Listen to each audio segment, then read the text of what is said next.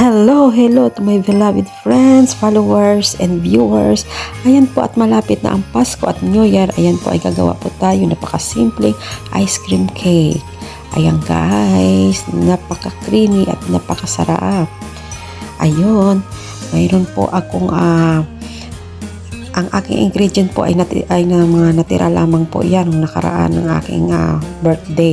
Yan, gumawa po ako ng ayan ang sauce ng fruit cocktail po yan. Pero pwede rin kayong gumamit kahit anong pong sauce o juice o milk o ano pong pwede yung gamitin. Basta matamis po, ayan, nilagyan ko po ng condense ng 1 kutsara lang po. Ayan, at atin i-mix. Ayan guys. Pagkatapos, kumuha rin po ako 4 na pirasong na brown bread. Hatiin lang po natin yan, kalahati. Yan, bali 6 na piraso po yan. Atin lamang po ibabad dyan sa sauce na yan para po ay siya lumambot at ma-absorb po niya yung ating sauce. Okay guys, pagkatapos naman yung guys, ay syempre, naggawa rin po tayo ng ating itatoppings na cream sauce naman po yan.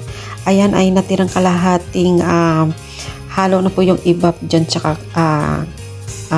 tawag dito yung cream yan. Ibap cream po yan ang ginamit ko, kalahati na natira at saka yan naman po ay para siyang Nestle cream pero hindi man siya Nestle brand iba. Okay, ayan guys. Tapos gamitan natin ng food processor o pwede mo natin i-mix lang sa hands natin. Pero sa akin, minix ko siya para talagang mag-ano talaga ang kanilang lasa, mag-combine at saka yung medyo malasa siya guys, umangat, dumami yung sauce natin. Ayan. Siyempre yung natira kanina, na binawasan ko lang ng 1 kutsara. Ayan guys. Mix lang po natin yan hanggang mag-combine po yan lahat. Yan.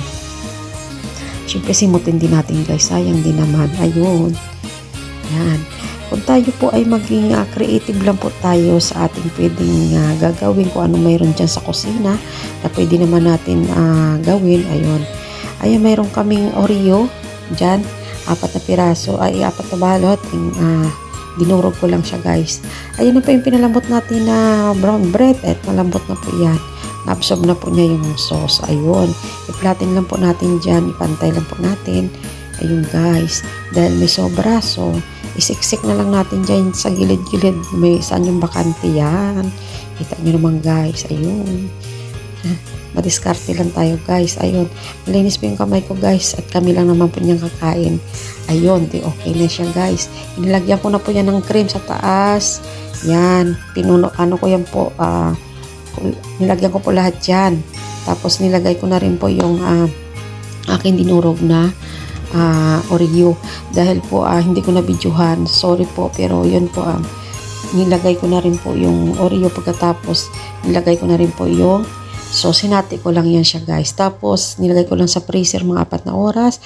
Pagkatapos guys, ayan, medyo matigas na po siya at malambot ang ano niya, sauce niya sa taas at saka yung bread, yun, kaya ako siya tinawag na ice cream cake kasi pwede siyang cake sa ilalim, ice cream sa taas with black coffee. Ayan guys, nakabuo na naman tayo ng isang video na pwede nating gawin sa malapit na Pasko at New Year. Thank you guys.